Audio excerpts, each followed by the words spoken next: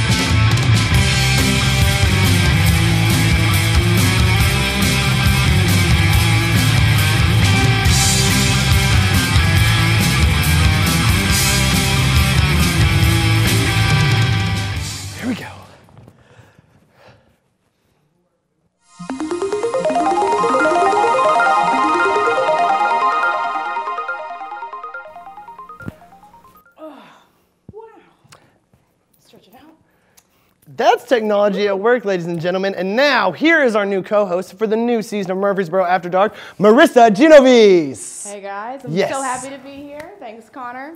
We do have a commercial break coming up, but stay tuned. We got a lot of giggles and a lot of laughs. Boom.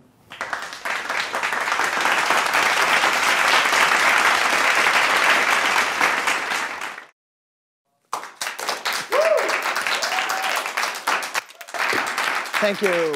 Yes. Now, the use of online dating apps has skyrocketed, and strangely enough, so have Plan B sales. Now, if you're still using Craigslist, it's time to switch over to a new app. It's called Tinder. It's the newest, hottest craze sweeping the nation for college kids, at least, and you should be on it. Now, it's a strange place to get some strange, but hey, there's some success stories there, and you better believe we dug through the rubbish and got you a few. You better check these out. Yeah, that's it. That's the money. Rolling. Rolling. Sound rolling. This is scene 1, take 7. Action.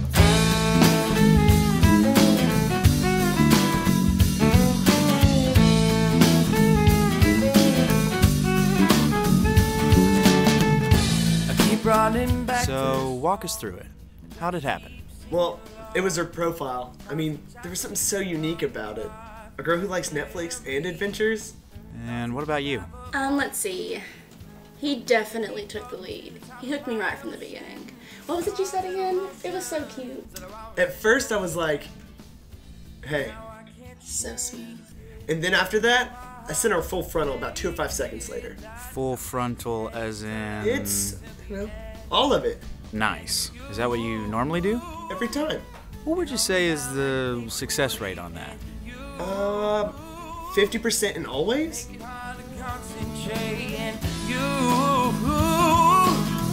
give me feelings that I can't shake, and you. All right, guys, walk me through it. What was the attraction? I think for me, it was a huge plus that she didn't send me the full frontal immediately, you know? Same, huge turn on. Tell me about the first time you saw her. It was really magical, actually. Her face popped up on my phone and I immediately swiped right on it. See, it happened a little bit different for me. Her face popped up on my phone and I swiped right instantly as well. Isn't that the same thing? I don't think so. No. Wow. So what happened here? Well, I normally just speed swipe. And I was listed as a girl. Those eyelashes are deceptive. And I'm not normally one for experimenting. But when I got his first message, I had to respond. What'd you say to him? Well, first, I sent him hey. And then I sent him the full frontal. It really does always work. I guess the rest is history. I'm swiping right inside. You hold me down like a paperweight, and you make it hard to concentrate. You give me feelings that I can't shake, and I love you more than I can take. Hey, 'cause you gotta know. I don't know if I would say those are successful. I would probably say somewhere along the lines of weird. Yeah, I would say that's 50 Shades of Awkward. Yeah. Speaking of awkward, there's nothing worse than having to rip one in class. Speaking of which, had to fart the other day in the class, and almost duked in my drawers. Luckily, it was silent. Unluckily, it was deadly. Wait, was that you the other day in class, Connor? How about we roll that segment? You just baking it up. Oh my God.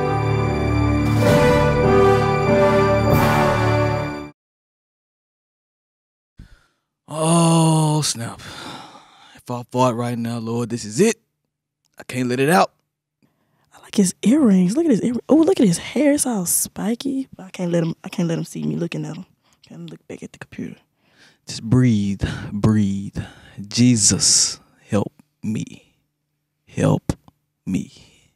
Man, what's wrong with the guy next to me? I think he has to take a doo-doo. Lord, if I let this out, I know she's not gonna talk to me. Lord, please let me hold it. Please let me hold it in. But I see you ain't answered my prayer. That's it. I can't hold it. What the hell wrong with that food? Boy, Pacey must got the bubble guts. Man, I think I got a booger in my nose. Lord, did you let me hold this far in? I'll never cheat on another test again. I won't. I promise. I can't hold it no more. Did you just fart? Oh my gosh, was that you? That's It's nasty as disgusting. hell. It is so disgusting. It slipped. Oh my God.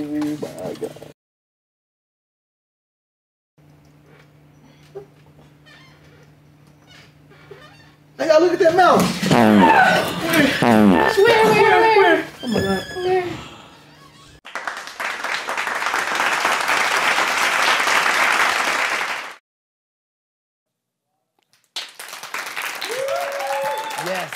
Yes.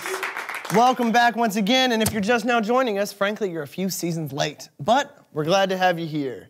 Now, up next is one of our favorite segments, or at least one of my favorite segments. I won't speak for everyone else, and it is called Tweet Beat. And for this first one, we had you hashtag mad MTSU probs to us, and now we are going to read some today. First up, we have Trevor Gassaway at Trevor J. Gassaway. He says, they called classes tomorrow. Here comes the alcohol and bad decisions. Knew you from high school, still up to the same antics. Up next, we got Making Records, who I can only hope makes music, says, how can you possibly break sliding doors at a library? Like someone was that angry to take it out on the door that opens for you? I'm more shocked at the fact that you're shocked that you think library has tough doors. It's just like every other door, breakable. Up next, we've got a sweet picture from Captain Mordecai saying, yeah, Mom, I'm gonna get into the recording program. I guess people are just sleeping on him. Up next, we have Caitlin King at KKKing04. She says, waiting for parking at MTSU is like waiting to get into heaven. Oh, Caitlin, I see that picture. Premarital sex, first ride to hell. Up next, we have Thomas Chase Pitts at Chase Pitts saying, I don't know what's harder, finding a bay or finding a parking spot at MTSU. Thomas. Check out Tinder. You can just swipe right all night. No luck on the parking spot, though. At T-Sledge _ MTSU wouldn't close if Satan himself walked through the Student Union building. Right now, we have a T-Sledge that is completely wrong because we just got 3 days off of school. So T-Sledge, you're wrong. Next week, hashtag Mad Regrets, and tell us all about your spring break debauchery, whether it be good, bad, or you should have died with that secret. At MadMT10 is where you should send it, and we will hopefully get you on the next episode. Now, it is time to dig up an old but gold segment called MTSU Confessions. And it is a page on Facebook where MTSU students can tell us pretty much anything anonymously, and we can't really judge them because it's anonymous. Now, most of these should have never been told, but they've seen the light of day, so we dug through the filth and scraps and found some that you might actually enjoy. Let's check those out real quick right now. First things first, we've got someone saying, I went to the bathroom for a morning coffee poop, and I think the girl next to me was having the same issue, but I don't know if we bonded or if I won for quietest, fastest poop. Either way, quiet bathrooms suck. What we just found out is she's a liar. Girls don't poop. Simple. Next, we have number 6224. The other day, we were doing finals prep in class, and I had an overwhelming urge to get up in front of my class and twerk on my boring, monotonous teacher. I had to talk myself out of it. He's not even attractive, just old and lifeless. That one's not anonymous because that one was me. Up next, we have, one time, the police searched my boyfriend's apartment when I was over, and he stuffed the stash of weed in my butt crack. Well, I assume you have to start that conversation somewhere, and we'll start it with the police, and I'm gonna hide my weed in here. Up next, late at night, when everyone is asleep, I like to fill my bathtub with marinara sauce and soak in it, pretending I'm a meatball. It takes me around $500 to do with cheap sauce, and $1,500 to really spoil myself with good marinara. I'm pretty sure the sewage company hates me. Sewage company may hate you, but Ragu is stoked.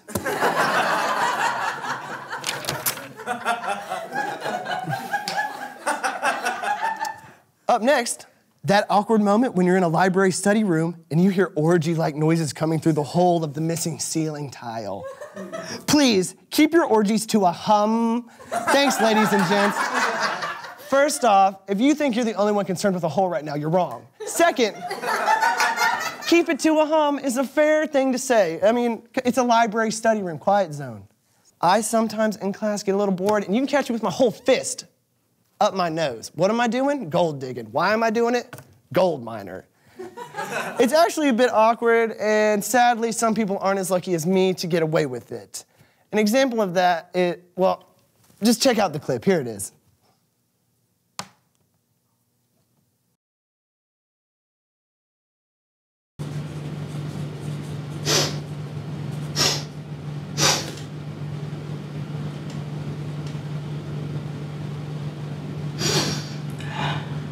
Hey, did you get that booger? Did you get the whole thing? Is it gone? Did you get it? Yeah, I got it, bitch. Do you want to eat it?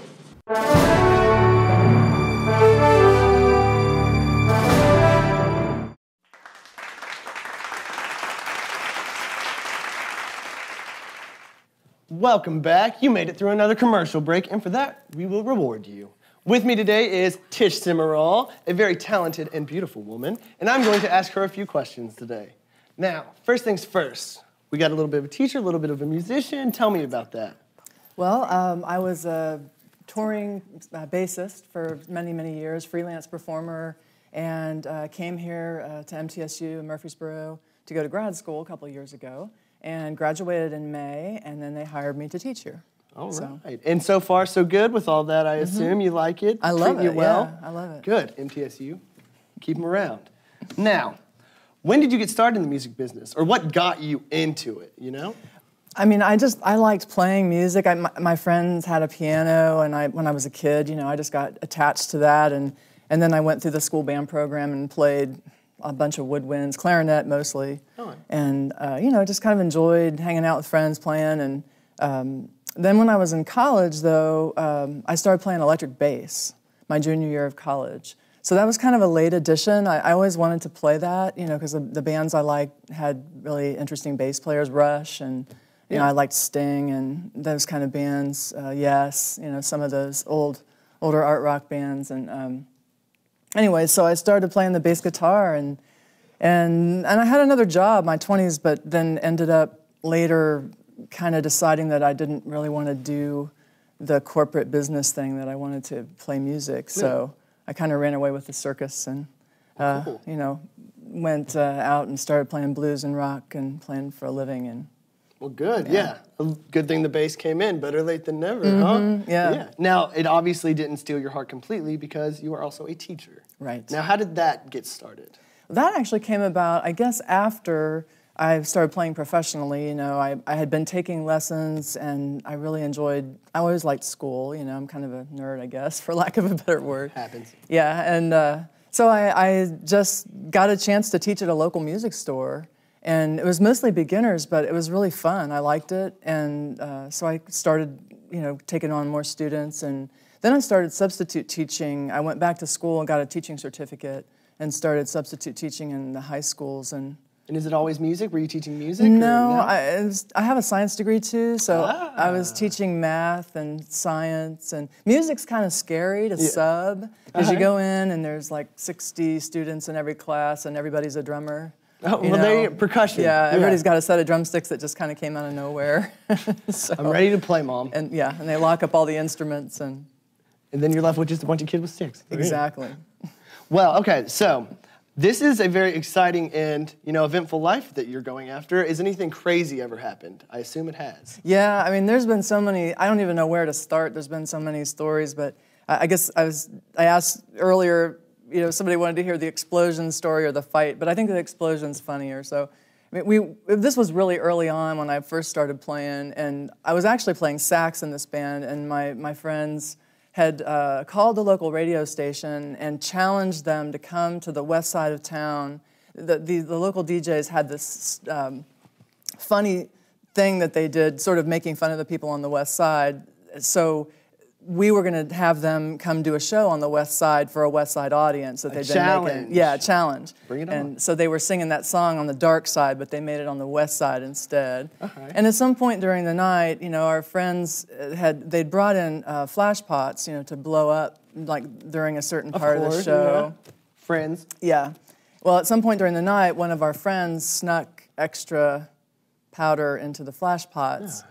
And when the explosion happened in the middle of the set, to our surprise, I mean, it was a concussion. It like shook the whole building, and all the ceiling tiles like started raining down out of the ceiling. Oh, so it was inside. Yeah, it was indoors, you know, and it was kaboom, and it was this horrible noise, and the bar owner was not happy, and people on the dance floor were kind of walking around like Star Trek characters, you know. So that was interesting. Just say the band's about to blow up, and then right after, follow strong with that, with the explosion.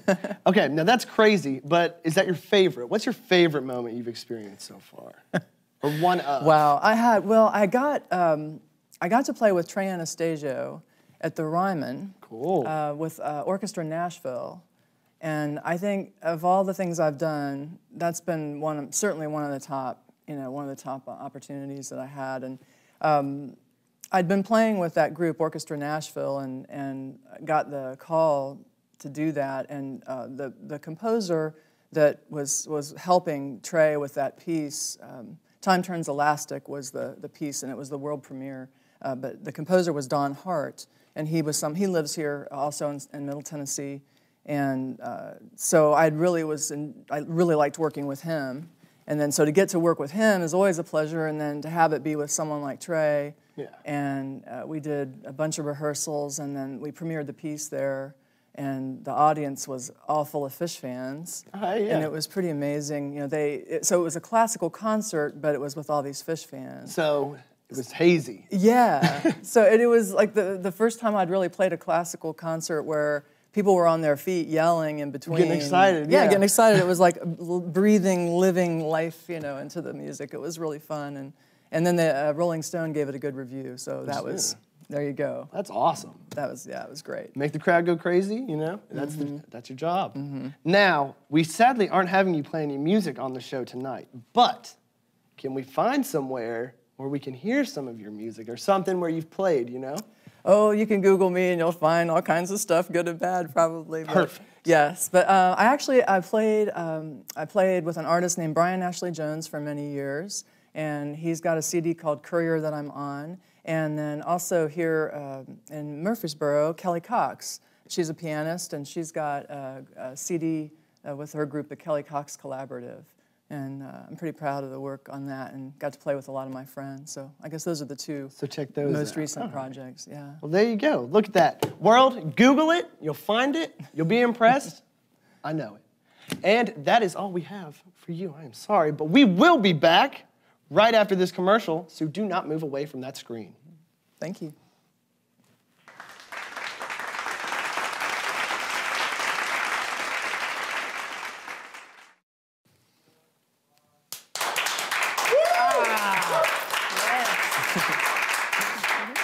Welcome back. I am here with Marissa and Augustus Carroll of The Shy, also known as Gus, and we are going to ask him a few questions before he rocks our socks off. Now, first things first, Gus, you are not The Shy. You are Gus. I am Gus. Explain The Shy. The Shy is actually a 5-piece band. It includes my sister, who sings backup vocals, Alan Keel over there. He plays guitar along with me. My best friend, Jack, who plays bass and synth, and Ben Parks, who plays drums. Cool, that's a full... Yeah, we got a full sound. A Brady Bunch of music. Yeah, a Brady Bunch for sure. And you're going to play us an acoustic set, but what would you say your genre is? With the full band, I would say it's kind of alternative rock with a heavy jazz influence, I suppose. And actually, lately, we've almost been like psychedelic, I guess. It's kind of out there, but it's a lot of fun. So, constantly changing. You know, you got to keep the people sucked in. Yeah, keep them interested. I was going to say, keep them interested. Now, the 5 of you didn't just walk into a room one day and start playing. No. I assume. That's not how my band started. So, how did you guys meet initially? Well, my sister's my sister, so that one pretty much sums that one up. Through school? Yeah, through school. Everyone else I met in high school, except for Alan, who I met here at MTSU. So, but other than that, you know, just high school, and we've been playing ever since. So. Yeah, 4 out of 5 ain't bad. I mean, Alan's cool, I guess. Yeah, I guess. I mean, no, not really. He's okay. At best. Yeah. At best. Would you say you're the lead singer of the band, or? Yeah, considering I'm the only one that sings pretty much the whole time, I'd say so. But my sister, she sings lead on a couple songs too, along with me, so it's a lot of fun. You guys do some duets too? We do, yeah. Oh, awesome. It's nice. Yeah. Nice. Yeah. I like that. Now, what about writing the music? You sing it, you guys perform it. Like, do you guys all come together when you write, or is it a? Sometimes we, well, generally I have like a song idea or chords or whatever, and sometimes I'll write a song and then we just kind of work it all up together, or we'll all kind of pitch in ideas and go from there and see where it leads. So, cool. Do lyrics come first, or the instruments most of the time for you guys are? Definitely the melody and all that first, for sure. But, I mean, I've done both, but I think my best songs are the melody first. Melody first, and then you feel it out. Yeah, exactly. Cool. Yep. Okay. Other than this gig right now, do you guys have any upcoming gigs for people? We don't, but we should have a couple in April. So a couple in April. So that means mark your calendars. Get your calendars out. Exactly. Get these people at your house to play some music. They'll do it. It's good. Now, are you guys local? You guys around Murfreesboro? Is that where we can find you guys? Yep. Here in Nashville. All right, sweet. And now, what about where can we find your music? Because you're going to play some for us in just a second, but we want to hear it after. So let's see. You can like us on Facebook at facebook.com/theshymusic, and from there you can find our music links. So. All right. So Facebook. And if you're not on Facebook, I hope you're on MySpace. Now we still got those MySpace. We still got a MySpace. I got a top 8. You're not in it, but that is what happens. Now we will be right back after a quick message, and this man is going to bring harmony to your ears. Stay right there.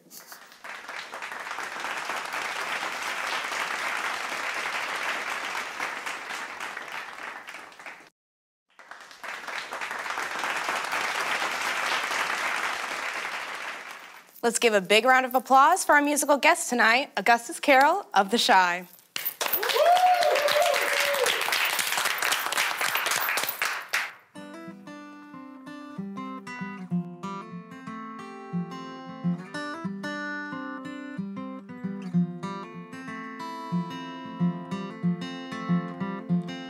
I'll watch the door as I wait for the one who plans to stay. Now that you're leaving, I know it's best not to make the cabbie sit cold. So hurry along and go. Only know you're never alone. I hope you had a lovely stay in my heart's hotel. I wish you could call it home. Come back home. The hairpin you left and the note told me you wanted another to hold. If you leave me for good and it's better dream, then good's the luckiest soul I've ever seen. But your story now, your story must unfold. You are the author, I'm just another word. I hope you had a lovely stay in my heart's hotel. I wish you could call it home. Come back home. I saw love start to fade away. Oh yeah, I could tell, slowly unseen, like grass under snow, gone like grass under snow. Oh no.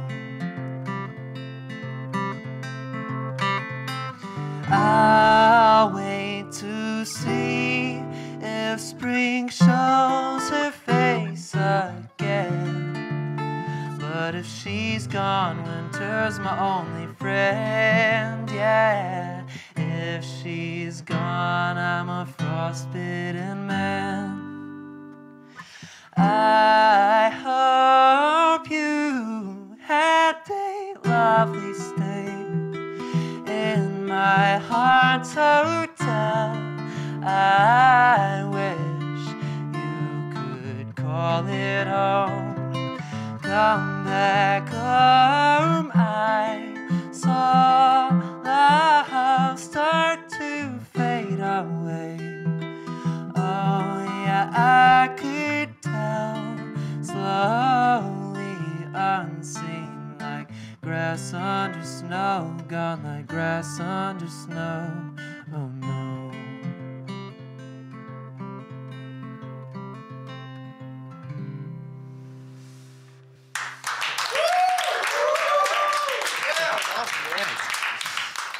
Great job. Appreciate it. Thank you. Like it's that time of the night. Time to say goodnight.